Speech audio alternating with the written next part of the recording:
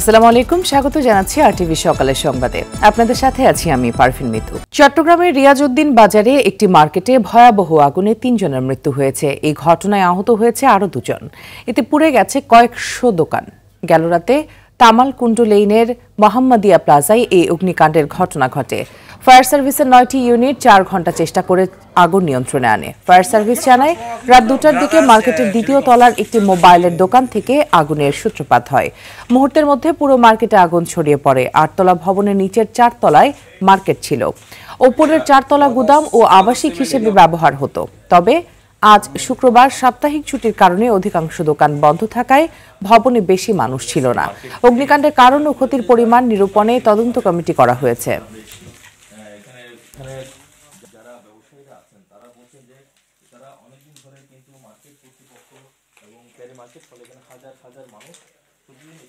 দর্শক, চট্টগ্রামের রিয়াজউদ্দিন বাজারে রয়েছেন সহকর্মী সাইফুল মাহমুদ, সরাসরি যোগ দিচ্ছেন তিনি।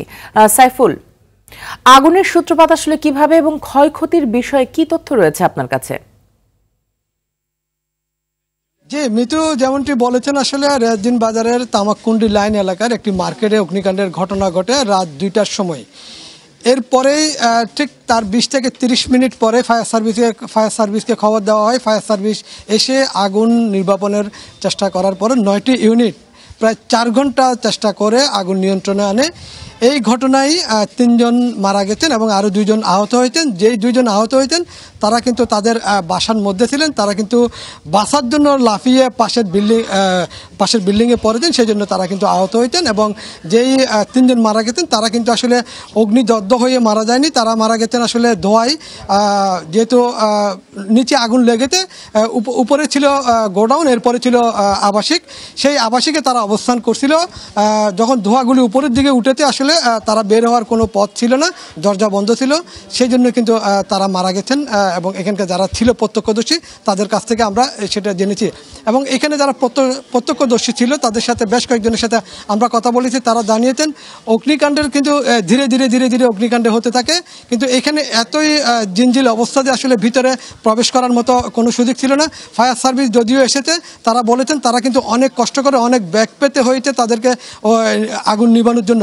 যেহেতু এক একটা দোকানের পথ এত ছোট যে ভিতরে প্রবেশ করার মতো কোনো আসলে সুযোগ ছিল না, সেজন্য তাদেরকে কিন্তু অনেক ব্যাগ পেতে হয়েছে এবং বাইরে থেকে পানি এনে তাদেরকে কিন্তু অগ্নি নির্বাপন করতে হয়েছে। তবে এই ঘটনায় আশেপাশে যেই দোকানদারগুলো আছে তারা জানিয়েছেন সেখানে 5 থেকে 6টি দোকান আগুনে পুড়েছে এবং একেবারে সম্পূর্ণ পুড়ে গেছে। সেই দোকানগুলোতে 8 থেকে 10 কোটি টাকার ক্ষয়ক্ষতি হয়েছে বলে তারা দাবি করতেন।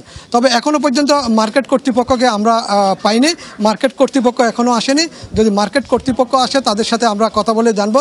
তবে ফায়ার সার্ভিসের পক্ষ থেকে একটি তদন্ত কমিটি গঠন করা হয়েছে, কিভাবে অগ্নিকাণ্ডের ঘটনা ঘটেছে, আসলে কেন অগ্নিকাণ্ডের ঘটনা ঘটেছে এবং কী পরিমাণ ক্ষয়ক্ষতি হয়েছে ফায়ার সার্ভিসের পক্ষ থেকে এখনও বিষয়টি জানানো হয়নি। ফায়ার সার্ভিস জানিয়েছেন তারা তদন্ত করবেন, তদন্ত করার পরপরই তারা বিষয়টি জানাবেন। তবে এখনও পর্যন্ত যারা মারা গেছেন তারা চট্টগ্রাম মেডিকেল কলেজ হাসপাতালে আছেন এবং যে 2 জন আহত তাদেরকে চিটাগাং মেডিকেলে চিকিৎসাধীন দিচ্ছেন। আমরা আরেকটা বিষয় জানিয়ে রাখি, সেটা হচ্ছে যে 3 জন মারা গেছেন তার মধ্যে 2 জন হচ্ছে যে চট্টগ্রামের সাতকানিয়া উপজেলার, বাকির 1 জনের এখনও পরিচয় পাওয়া যায়নি। তার পরিচয় আমরা নিরূপণ করে আপনাদেরকে পরবর্তীতে আবার জানাবো। এই মুহূর্তে অগ্নিকাণ্ড নিয়ে আমার কাছে এই ছিল সর্বশেষ তথ্য। জি, অসংখ্য ধন্যবাদ আপনাকে আমাদের সাথে যুক্ত হবার জন্য। বেঁধে দেওয়ার সময় 4 বছর অতিবাহিত হলেও এখনও শেষ হচ্ছে না জাতীয় গৃহায়ণ কর্তৃপক্ষের মিরপুর 9 নম্বর সেক্টরের স্বপ্ননগর 2 প্রকল্পের কাজ। এতে আর্থিকভাবে ক্ষতিগ্রস্ত হচ্ছেন ফ্ল্যাট বরাদ্দপ্রাপ্ত 1500 ব্যক্তি। কাজের ধীরগতির কারণ হিসেবে সক্ষমতা নেই এমন ঠিকাদারকে কাজ দেয়া ও গৃহায়ণ কর্তৃপক্ষের অবহেলাকে দায়ী করছেন তারা। জাতীয় গৃহায়ণ কর্তৃপক্ষের অনিয়ম নিয়ে বিল্লাল হোসেনের 2 পর্বের ধারাবাহিকের আজ শেষ কিস্তি। স্বল্প ও মধ্যমায়ের মানুষকে ফ্ল্যাট দিতে রাজধানীর মিরপুরের স্বপ্ননগর আবাসিক প্রকল্প 1-এর পর 2017 সালে স্বপ্ননগর 2-এর কাজ শুরু করে জাতীয় গৃহায়ণ কর্তৃপক্ষ। 14.98 একর জায়গার উপর নির্মাণ করা হচ্ছে 15টি 14 তলা ভবন। এতে থাকছে 1560টি ফ্ল্যাট। 2020 সালের জুন মাসে ফ্ল্যাট হস্তান্তরের কথা থাকলেও গৃহায়ণ কর্তৃপক্ষের অবহেলায় কাজের বর্তমান চিত্রটাই বলে দেয় অগ্রগতি কতটুকু। কমিউনিটি ভবনের কাজ এখনো শুরুই হয়নি। আমরা আর্থিকভাবে ক্ষতিগ্রস্ত হচ্ছি, এটা বলাই বাহুল্য, কারণ একটা বিশাল অঙ্কের টাকা আমরা এখানে বিনিয়োগ করে রেখেছি। যে 9টা বিল্ডিং আমাদেরকে আশ্বাস দিয়েছে যে গৃহায়ণ কর্তৃপক্ষ হ্যান্ডওভার দিবে, তো তো এইখানে বাউন্ডারি ওয়াল না হওয়া পর্যন্ত আমরা এই সিকিউরিটি পারপাসে এখানে উঠতে পারছি না। TCEL কম্প্রিহেন্সিভ হোল্ডিং এর অধীনে থাকা 5টি ভবনের কাজ এখনো বাকি রয়েছে 50%। ব্যর্থতার দায়ে 17 নম্বর ভবন নির্মাণের চুক্তি বাতিলের নোটিশও দিয়েছে গৃহায়ণ কর্তৃপক্ষ। জানা যায় এরকম ভবন নির্মাণ কাজের সক্ষমতা নেই কম্প্রিহেন্সিভের। যোগাযোগ করা হলে আগাম অ্যাপয়েন্টমেন্ট ছাড়া কথা বলতে চাননি কোম্পানির এমডি। সামনাসামনি অ্যাপয়েন্টমেন্ট নিয়ে এসেন। নিয়মা অনুযায়ী কাজ শেষের আগেই ফ্ল্যাটের মোট মূল্যের অর্ধেক অর্থ কিস্তিতে পরিশোধ করেন বরাদ্দপ্রাপ্তরা। অনেকে আবার চাকরি ছেড়ে অবসরের টাকা দিয়েও ফ্ল্যাট বুঝে না পেয়ে থাকছেন ভাড়া বাসায়, যা তাদের জন্য রীতিমতো মরার উপর খাড়ার ঘা হয়ে দাঁড়িয়েছে। এরই মধ্যে স্বপ্নের ফ্ল্যাটে ওঠার আগেই মারা গেছেন কয়েকজন। ফ্ল্যাট মালিক, তার মধ্যে 18 নম্বর ভবনে একজন ইতিমধ্যে মৃত্যুবরণ করছেন, 19 নম্বর ভবনে একজন মৃত্যুবরণ করছেন। ব্যাংক থেকে লোন নিয়ে তারা কিস্তি পরিশোধ করছে। 30-40 হাজার টাকা পার মান্থ বাসা ভাড়া দিয়ে থাকতেছে। এটা আমাদের জন্য যথেষ্ট ক্ষতিকর। পাশের গৃহায়ণের জায়গা অবৈধ দখলদারদের হাতে থাকায় প্রকল্পের সীমানা প্রাচীর করতে না পারায় বিলম্ব হচ্ছে বলে জানান ঢাকা ডিভিশন 1-এর নির্বাহী প্রকৌশলী। আমরা যে কাজগুলি কমপ্লিট হয়েছে সেখানে ফ্ল্যাটে উঠাই দেওয়ার চিন্তা ভাবনা করেছিলাম। ওনারা বলতেছেন যে যেহেতু উত্তর পাশে অবৈধ দখলদার রয়েছে তাই নিরাপত্তাহীনতা ভুগতে পারে তারা। আমরা যদি নিরাপত্তা নিশ্চিত করতে পারি তাহলে আমরা ফ্ল্যাট বুঝে দিব এবং ওনারা উঠবেন। যেভাবে কাজ চলছে চলতি বছরের ডিসেম্বরের মধ্যে ফ্ল্যাট বুঝিয়ে দেওয়া সম্ভব হবে বলে জানান তিনি। বিল্লাল হোসেন, RTV, ঢাকা। নির্ধারিত দিনে আদালতে হাজির না হতে পারলেই জামিন বাতিল হয়ে যাবে আলোচিত যুব মহিলা লীগের বহিষ্কৃত নেত্রী শামীমা নূর পাপিয়ার। পাপিয়ার আইনজীবী সাখাওয়াত উল্লাহ ভূঁইয়া জানান নিয়মিতই হাজিরা দেবেন তিনি। তবে জামিনে থাকা এরকম আসামিরা সময় বাড়িয়ে মামলার কার্যক্রমকে দীর্ঘায়িত করে বলে মত দুদকের আইনজীবী খুরশিদ আলম খানের। এখন দেখার বিষয় কোন পথে হাঁটবেন পাপিয়া। বিস্তারিত ইকবাল অনিকের রিপোর্টে। নরসিংদী জেলা যুব মহিলা লীগের বহিষ্কৃত নেত্রী শামীমা নূর পাপিয়া রাজধানীর 5 তারকা হোটেলে বিলাসবহুল কক্ষ ভাড়া নিয়ে অনৈতিক কর্মকাণ্ড চালাতেন পাপিয়া। আইন শৃঙ্খলা বাহিনীর অভিযানের আঁচ পেয়ে বিদেশে পালিয়ে যাওয়ার সময় 2020 সালের 22 ফেব্রুয়ারি বিমানবন্দর থেকে পাপিয়া ও তার স্বামী মফিজুর রহমানকে গ্রেপ্তার করে র্যাব। সে সময় পাপিয়া ও তার স্বামীর বিরুদ্ধে শেরেবাংলানগর থানায় মাদক ও অস্ত্র মামলা, গুলশান থানায় মানি লন্ডারিং এর মামলা, বিমানবন্দর থানায় বিশেষ ক্ষমতা আইনে মামলা এবং অবৈধ সম্পদ অর্জনের অভিযোগে মামলা করে দুদক। এরপর পাপিয়াকে নরসিংদী জেলা যুব মহিলা লীগের সাধারণ সম্পাদকের পদ থেকে বহিষ্কার করা হয়। 2020 সালের 12 অক্টোবর পাপিয়া ও তার স্বামী মফিজুর রহমান ওরফে সুমন চৌধুরীকে অস্ত্র মামলায় 20 বছর কারাদণ্ড দিয়েছেন আদালত। পরে উচ্চ আদালত থেকে জামিন নেন। কাশিমপুর কারাগারে থাকাকালীন সেখানে এক নারীবন্দীর উপর নির্যাতনের অভিযোগ ওঠে পাপিয়ার বিরুদ্ধে। এরপর পরেই 2023 সালে 3 জুলাই তাকে গাজীপুর কাশিমপুর কেন্দ্রীয় মহিলা কারাগার থেকে কুমিল্লা কেন্দ্রীয় কারাগারে স্থানান্তর করা হয়। এই মাসের মাঝামাঝি সময় আইনজীবীরা জামিনের আবেদন করলে জামিন দেন হাইকোর্ট। সোমবার সন্ধ্যায় পাপিয়া জামিনে মুক্ত হন। এর আগে দুপুরে জামিনের কাগজপত্র কারাগারে এলে তা যাচাই বাছাই করে তাকে কারামুক্ত করা হয়। দুদকের আইনজীবী বলেন, জামিনে থাকা এরকম আসামিরা নির্ধারিত দিনে আদালতে হাজির না হয়ে মামলা কার্যক্রমকে দীর্ঘায়িত করে। নর্মালি আসামিরা করে কি, জামিন পেয়ে গেলে ওই সময় ক্ষেপণ করতে চায়। যেমন গতকাল ডেট ছিল, সময় নিয়েছে, পরবর্তী ধার্য তারিখ 11 জুলাই। দুর্নীতি দমন কমিশন আপ্রাণ চেষ্টা করবে আপিল বিভাগ নির্ধারিত যেই তারিখ দিয়েছে 3 মাস, তার মধ্যেই মামলাটি নিষ্পত্তি করার জন্য। পাপিয়ার আইনজীবী জানান, নির্ধারিত দিনে আদালতে হাজির না হলে তার জামিন বাতিল হবে। আদালত কর্তৃক নির্ধারিত যে সমস্ত বিচারিক আদালতে তারিখগুলো থাকবে সেই প্রত্যেকটা তারিখেই তাকে হাজির থাকতে হবে, ম্যান্ডেটরি। এবং যদি যেই দিনে সে হাজির থাকবে না সেই দিন তার জামিনটা বাতিল হবে। কারাগার থেকে মুক্ত হয়ে একান্ত সময় কাটাচ্ছেন পাপিয়া। নির্ধারিত দিনে তিনি হাজির হবেন বলেও জানান পাপিয়ার আইনজীবী। তিনি নিয়মিত আদালতে উপস্থিত থাকবেন। ইকবাল অনিক, RTV, ঢাকা। তরুণ সমাজকে আওয়ামী লীগে যোগ দেওয়ার আহ্বান জানিয়েছেন আওয়ামী লীগ সাধারণ সম্পাদক ওবায়দুল কাদের। সকালে দলের 75তম প্রতিষ্ঠা বার্ষিকী উদযাপন এবং সুস্থ সচল ও আধুনিক ঢাকা গড়ার লক্ষ্যে ঢাকা উত্তর সিটি কর্পোরেশনের উদ্যোগে মানিক মিয়া এভিনিউতে বাইসাইকেল র্যালির উদ্বোধন অনুষ্ঠানে এসব কথা বলেন তিনি।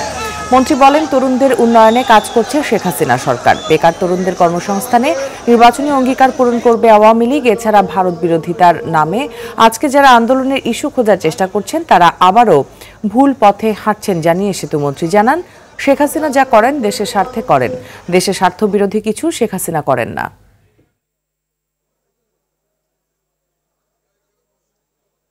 বাংলাদেশের তরুণ সমাজকে আওয়ামী লীগ আলোর পথে এগিয়ে নিয়ে যায়। আমি তরুণ সমাজকে বঙ্গবন্ধুর আদর্শে শেখ হাসিনার নেতৃত্বে আওয়ামী লীগে যোগদানের আহ্বান জানাচ্ছি। নিত্যপণ্যের বাজার প্রসঙ্গ। আবারও অস্থির দেশি পেঁয়াজের বাজার, দাম উঠেছে 100 টাকায়। রাজধানীর বাজারগুলোতে আকার ও মান ভেদে বিক্রি হচ্ছে 85 থেকে 100 টাকা পর্যন্ত। এদিকে চাহিদা কম থাকায় মুরগি ও ডিমের দাম কিছুটা কমেছে। কেজিতে 20 টাকা পর্যন্ত কমে ব্রয়লার মুরগি বিক্রি হচ্ছে 180 থেকে 185 টাকায়। আর সোনালিকা মুরগি 300 টাকা, 5 থেকে 10 টাকা কমে ডিম বিক্রি হচ্ছে 150 থেকে 155 টাকায়। বেশ চড়া সবজির বাজার, মরিচের কেজি ছাড়িয়েছে 250 টাকা পর্যন্ত। 100 টাকার ওপরে বিক্রি হচ্ছে টমেটো, 50 টাকার ওপরে বিক্রি হচ্ছে গোল বেগুন, পেঁপে ও ঢেঁড়স।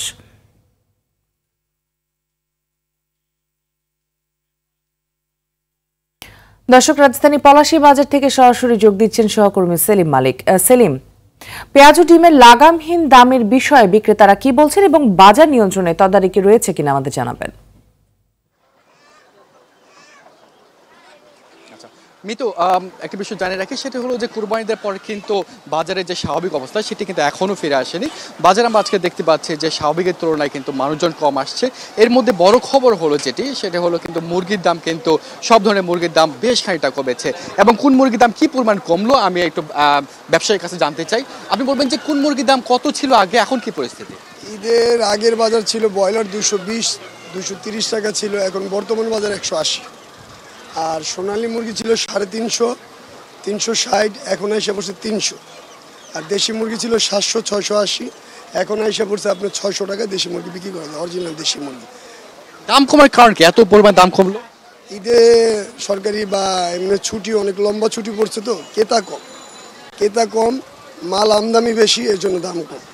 ধন্যবাদ। মিতু, আপনি জানলেন যে অনেকখানি কমছে, অর্থাৎ দেশি মুরগি কিন্তু প্রায় 100 টাকা কেজিতে কমেছে। এদিকে কিন্তু বেপরোয়া হয়ে যাওয়া ডিমের বাজারে কিন্তু আবার স্বস্তির জায়গায় ফিরতে শুরু করেছে। কিছুদিন আগেও কিন্তু যে ডিম 165 টাকা ডজনে বিক্রি হতো, সেটি কিন্তু আজকে বিক্রি হচ্ছে 150 থেকে 55 টাকা ডজনে। এছাড়া মাছের দাম কিন্তু বেশ খানিকটা বেড়েছে। এর মধ্যে বিশেষ করে ইলিশ মাছের দাম কিন্তু কেজিতে 400 টাকা পর্যন্ত বেড়েছে। কয়েকদিন আগে 1600 টাকা কেজি ছিল ইলিশ, সেটি এখন 2000 টাকায়। এবং সাধারণ যে দেশি মাছ সেটি কিন্তু কেজিতে প্রায় 100 টাকা পর্যন্ত বেড়েছে।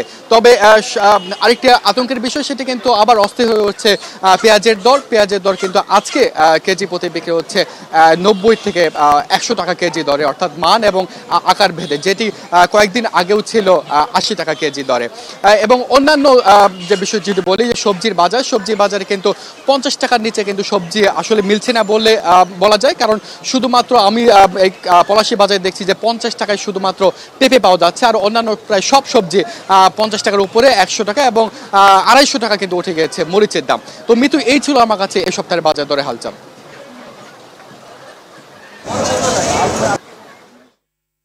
সেলিম, ধন্যবাদ আপনাকে। টি-20 বিশ্বকাপ মিশন শেষে কিছুক্ষণ আগে দেশে ফিরেছে বাংলাদেশ দল। হযরত শাহজালাল বিমানবন্দরে 9:10 অবতরণ করে টাইগার বহনকারী বিমানটি। দর্শক, বিমানবন্দরে সংবাদ সংগ্রহে রয়েছেন সহকর্মী নাজবুল সাকিব, সরাসরি চলে যাচ্ছি তার কাছে। সাকিব, দলের সবাই ফিরেছে কিনা এবং বিমানবন্দরে ভক্ত সমর্থকদের উপস্থিতি আছে কিনা জানাবেন। ধন্যবাদ আপনাকে। বাংলাদেশ দল বিশ্বকাপের যে মিশন, সেই মিশন শেষে কিন্তু আসলে দেশে ফিরে এসেছে এবং দলের সবাই আসলে দেশে আসেননি। সাকিব আল হাসান তিনি আসেননি, আমি যতটুকু জানতে পেরেছি, এবং আমাদের হেড কোচ হাথুরুর সিং সহ দলের অনেক ক্রিকেটারই আসলে আসেননি।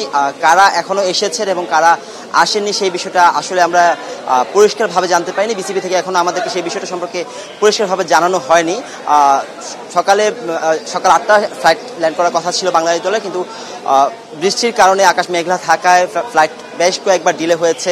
8টা থেকে 8:40 এবং এরপর 8:56, সবশেষে 9:10 বাংলাদেশ দল আসলে ল্যান্ড করে। এবং আমরা সচরাচর যেটা দেখে আসে বাংলাদেশের ক্রিকেট দল যে কোনো ট্যুর দিয়ে আসার পর বা যে কোনো সফরের পর আসার পর একসাথেই সবাই আসলে বের হয়ে আসেন, কিন্তু এখানে আসলে সেটা দেখা যাচ্ছে না, সেটা আমরা দেখিনি। দলের প্লেয়াররা খুবই আলাদাভাবে অনেকক্ষণ পর পর একজন বের হয়ে আসছেন এবং তাসকিন আহমেদ দলের সহকারী অধিনায়ক, যিনি আসলে যে বাংলাদেশের যে ব্যর্থতাটা সেটার দায় স্বীকার করে নিয়েছেন এবং তিনি বলেছেন যে দর্শকদেরকে তারা হতাশ করেছেন এবং সেটার জন্য দুঃখ প্রকাশ করেছেন। তিনি তার বক্তব্য ছিল যে এরকম তার যে 10 বছরের কেরিয়ার, এই কেরিয়ারে আসলে বাংলাদেশে এরকম ব্যর্থতা তিনি দেখেননি। বাংলাদেশ এর আগেও ব্যর্থ হয়েছে বেশ কয়েকবার এবং সেই ব্যর্থতা থেকে বাংলাদেশ ঘুরেও দাঁড়িয়েছে, কিন্তু এমন ভরাডুবি আসলে এরকম ভরাডুবি বাংলাদেশ দলের তিনি আসলে কখনো দেখেনি। তিনি নিজেই এই বিষয়টা নিয়ে হতাশ। তারপরও যদিও তিনি এটাও বলেছেন যে বাংলাদেশ দল আসলে ধীরে ধীরে টি-20তে উন্নতি করছে। আর দর্শকদের কথা যেটা বলছেন, আসলে সচরাচর বিশ্বকাপ মিশন ছিল বাংলাদেশের, যেক্ষেত্রে সফলভাবে ফিরে আসলে হয়তো বা আমরা এখানে অনেক দর্শকের আগ্রহ দেখতে পারতাম বা অনেকেই দেখতে পারতাম যারা জড়ো হয়েছে, কিন্তু সেরকম কিছু আমরা আসলে দেখতে পাই। নিরাপত্তার একটা বিষয় ছিল যে কঠোর নিরাপত্তার একটা ব্যবস্থা আছে এয়ার বিমানবন্দরে যেটা থাকে, সেটা অবশ্যই ছিল। সেই কারণে হয়তো বা আমরা কোনো দর্শকদেরকেই এখন পর্যন্ত বিমানবন্দরের আগে দেখিনি। বাংলাদেশ দলের আসলে বিশ্বকাপ মিশন শেষে দেশে ফেরার এই ছিল আমাদের সর্বশেষ। ধন্যবাদ আপনাকে। দর্শক, বিমানবন্দর থেকে বলছিলেন নাজমুল সাকিব। আন্তর্জাতিক সংবাদ। যুক্তরাষ্ট্রের আসন্ন প্রেসিডেন্ট নির্বাচনকে কেন্দ্র করে প্রথম মুখোমুখি বিতর্কে অংশ নিয়েছেন বর্তমান প্রেসিডেন্ট জো বাইডেন ও সাবেক প্রেসিডেন্ট ডোনাল্ড ট্রাম্প।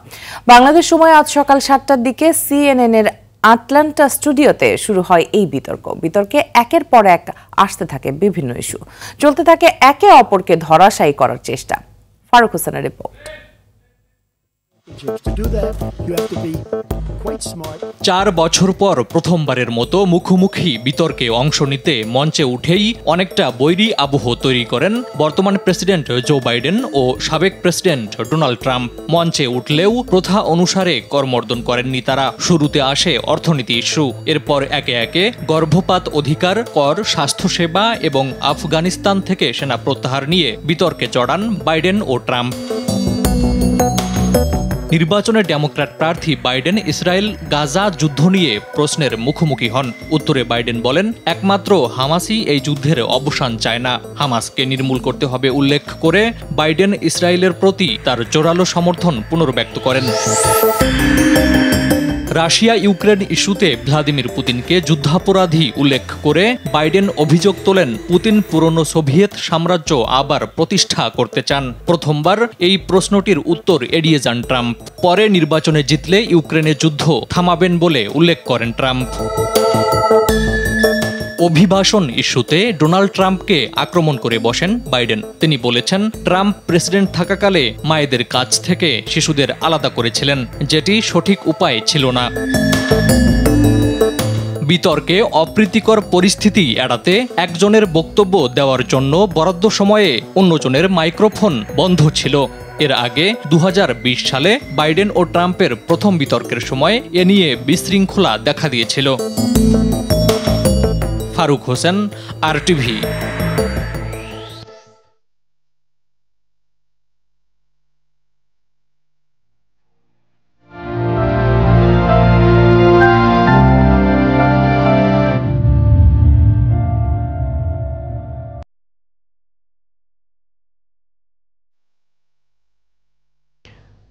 গাজায় ইসরায়েলি হামলার ভয়ে পালিয়ে বেড়াচ্ছে হাজার হাজার মানুষ। গেল 24 ঘন্টায় ইসরায়েলি হামলায় উপত্যকাটিতে 47 জন নিহত হয়েছে।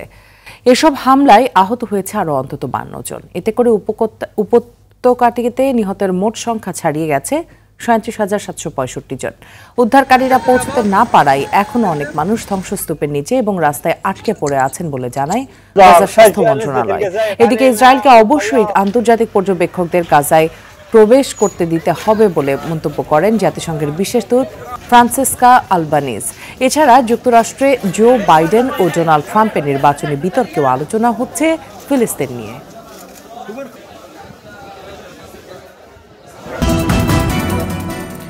সকালের সংবাদে পর্যন্ত। সর্বশেষ সংবাদ জানতে যে কোনো মোবাইল ফোন থেকে 2414 নম্বরে ডায়াল করুন। মধ্যাহ্নের সংবাদ দুপুর 12টায় দেখার আমন্ত্রণ রইল। ধন্যবাদ সবাইকে।